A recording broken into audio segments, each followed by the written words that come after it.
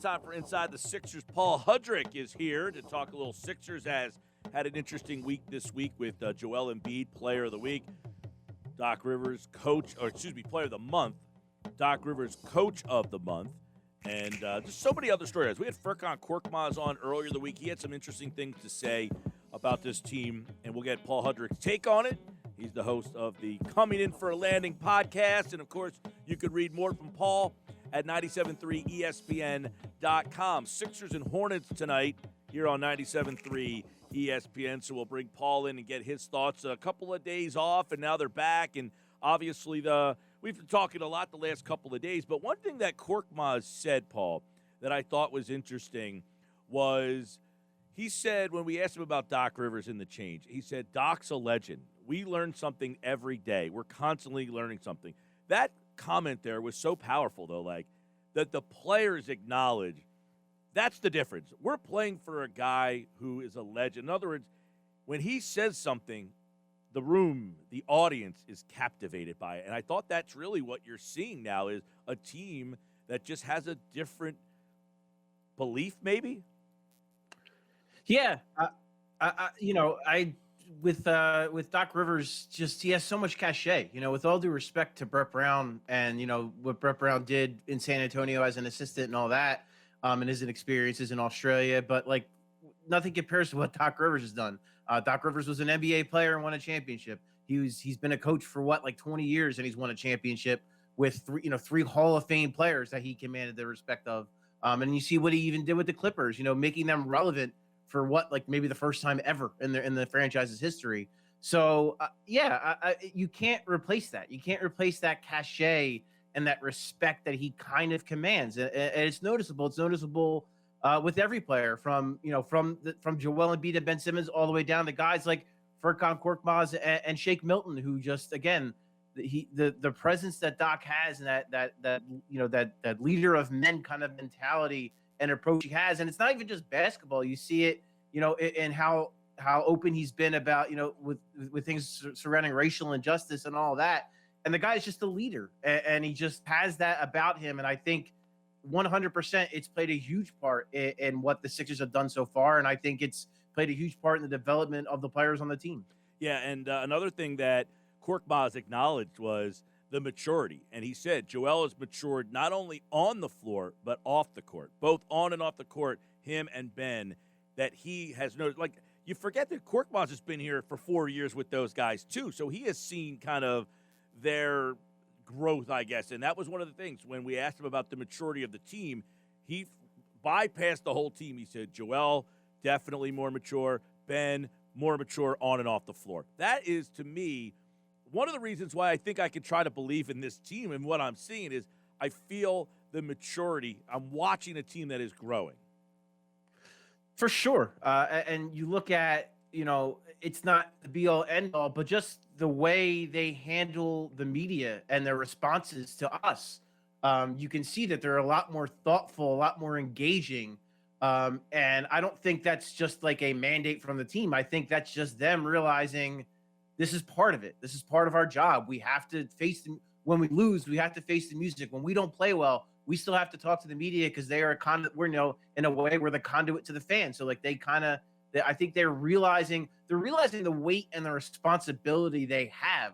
And I think it's a function of a lot of things. I think it's how disappointing last season ended and the way that they were kind of scrutinized throughout this offseason and the way that, and it's the consequences of a coach got fired. Say what you want about Brett Brown. They had a good relationship with Brett Brown. They liked Brett Brown. He got fired. And part of that is, sure, I think he lost the team. He didn't do the job that he needed to do, but it's also on the players. When a coach loses their job, some of that blame falls on the players. So I think they felt that responsibility too. And then off the court, Joel Embiid, I mean, he became a dad. You can't understate that and what that likely did for his mental, his mental maturity and where he is. And I just think, Mike, I think there are plenty of signs that this is not just, of course, you want to see them carry it throughout the season, but this Joel Embiid, it seems like it's a guy who is here to stay, this version of him. And I think Ben Simmons is right behind him. And it's we all forget how young these guys are, and I think we're just seeing that they are growing up, they are maturing, and they're understanding the responsibility and the opportunity they have. I saw that Joel Embiid is not on the early injury report today. Do you see a plan with the way that the Sixers are using him in terms of sitting him out some nights and, playing majority of them? But I just wonder, with this back-to-back situation coming up, do you see their plan with his usage? I don't. The funny thing is, bros, I don't see the plan. I don't know what it is. Doc Rivers hasn't told us the plan. And in a weird way, I think that's been a good thing, because I thought with Brett Brown, sometimes he was almost maybe a little too revealing with that. And that might have been, listen, I don't know if that was just Brett Brown, if that was organizational. I really don't know. But Doc Rivers, he really is, I want to say almost he plays dumb with it. He doesn't tell us too much. He says, I don't know. I expect him to play, but maybe he does, maybe he doesn't. And I think that's a good thing, because it doesn't, you can't really react either way. I think you can't react. You can't say, oh, well, he should be playing, he's healthy, or, oh, he shouldn't be playing because, his back spot. I think he's kind of playing it close to the chest, and I think that's a good way to do it. And I think they're kind of just reacting to how he's feeling. If he wakes up and he's got some tightness in his back or is a little sore, they're like, all right, well, then don't play. It's not worth it. And I think it goes back to that maturity question too, where I think Joel is understanding his body more. And I think he's listening to it and he's understanding, okay, you know what? My back doesn't feel right. I probably shouldn't play tonight. Or, you know what? My back is in a good place. I think I can get through this game. I think I can play it. So we'll see. Does he play in this back-to-back? I don't know. As you mentioned, not on the injury report tonight. So I expect to see him tonight. And they have a tough game tomorrow against Portland. So that's a game that they will need him for. So we'll see what happens. I don't see a clear plan, but in a weird way, I think that's almost to the Sixers' advantage.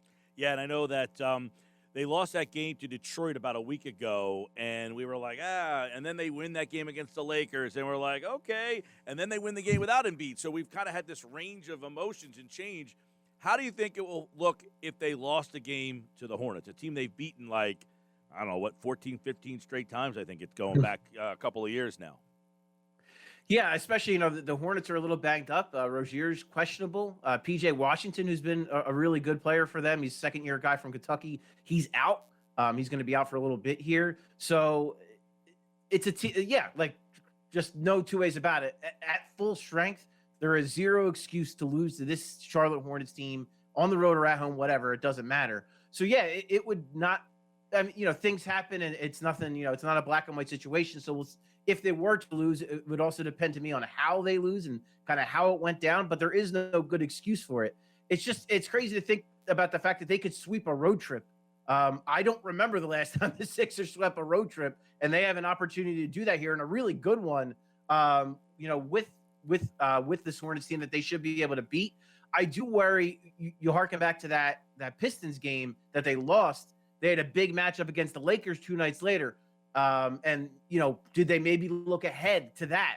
And tonight, could they maybe look ahead to a really good Portland team and playing, against a guy like Damian Lillard? Could they maybe be looking ahead to that? I don't know. So I think that's the issue tonight, is just focus. They have to focus on this game and win this game tonight, and then they can worry about Portland. So I think that's kind of where we are. That is the kind of the testament of a good, mature team is zeroing in on a game like tonight and winning.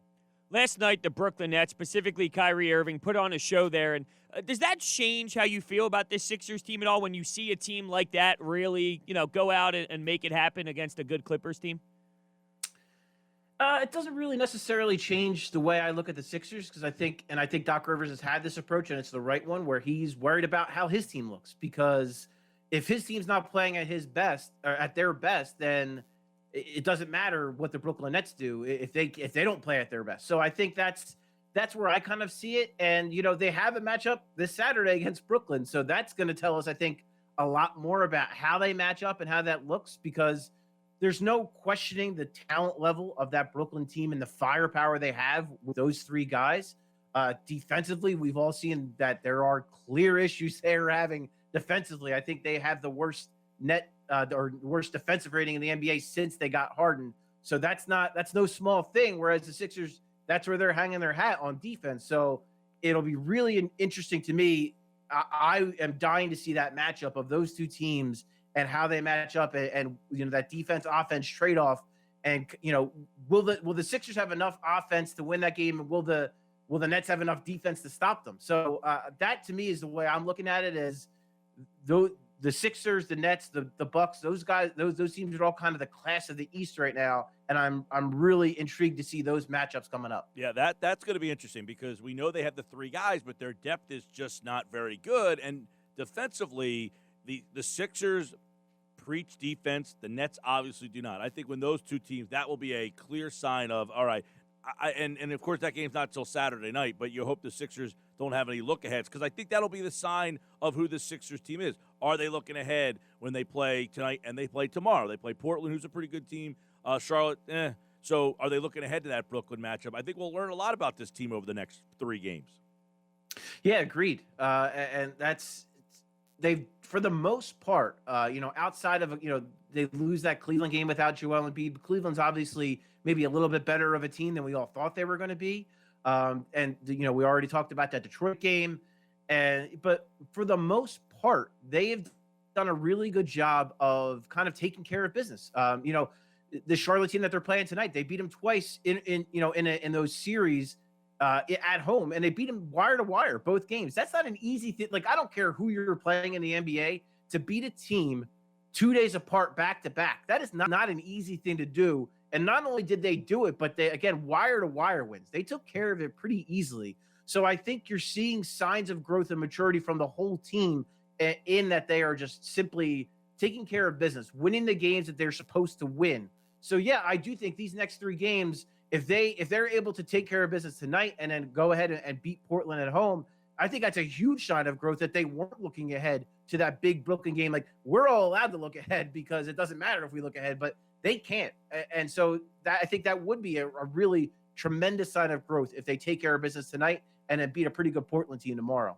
Do we have an update on Mike Scott, who had a setback? I know we stress this a lot, but just because it's the 4 position, I think it is, definitely important that he's not going to be available and there was a setback. Yeah, that's what Doc said yesterday. Is that he banged it in practice. I think he was working out on I want to say Monday, and kind of re-aggravated a little bit. So now he's kind of had a little bit of a setback. And yeah, what that's doing is it's putting more on Tobias Harris and Ben Simmons, because now you don't have a true backup 4. And Doc Rivers likes those all bench lineups. He likes to do that because he likes to get those guys kind of a breather. But when you don't have a true backup 4, you're splitting those minutes between Ben Simmons and Tobias Harris, and they're playing a ton. I mean, those guys are playing a lot of minutes recently. And where that's going to come back to hurt them is maybe later in the season, just the wear and tear that you're putting on those guys. Yeah, it's only like, maybe 5 extra minutes a night, but that adds up, and it's going to add up over time. And you need to buy, especially the way Tobias Harris has been playing, the way Ben Simmons has been playing recently. You are going to need those guys to play big minutes, in more important games down the stretch and then in the playoffs. So, and in general, we talked about that. Perhaps that is a position they need to upgrade, is that backup 5 spot, or backup 4, excuse me. So even when you get Mike Scott back, is that position good enough? So, yeah, I think it is hurting this team right now in the sense of those guys being stretched out more. And I think long term, not having that true backup 4 could hurt them, just in the long run. Check out Paul's takeaways from the weekend. It still kind of holds true. They haven't played another game yet that takes a look at Tobias Harris. Also, a good look at Ben Simmons and how his offense has changed a little bit over the last week or so. That's all at 97.3ESPN.com. His podcast is Coming In for a Landing. Check that out on YouTube as well. And, of course, right here on Inside the Sixers and the Boardwalk Honda Hotline. All right, Paul, enjoy the game tonight, man. I will do, Mike. Thanks. All right, they are finally back, the Sixers. Feel like it's been a while. Of course, you'll hear that game live on 97.3 ESPN.